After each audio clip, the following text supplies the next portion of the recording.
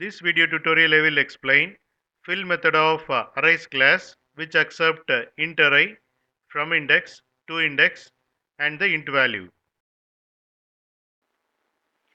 Here I have defined the class arrays demo. Here I have defined the int array. It has 5 int values. Then I am displaying the int array content. Then I am calling fill method of arrays class and passing int array and from index as 0, which is this position, and from index is inclusive, and to indexes 4, which is this position, to index is exclusive, and value to be filled as 8. So what this fill method will do is it fill the int array content with value 8 in this range.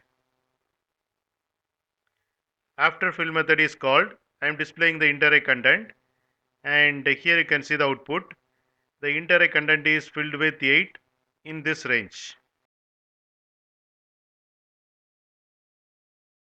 You can get Java source code link from the description of the video.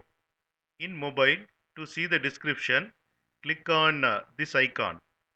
It will expand like this, and here you can see the description. It contains Java source code links.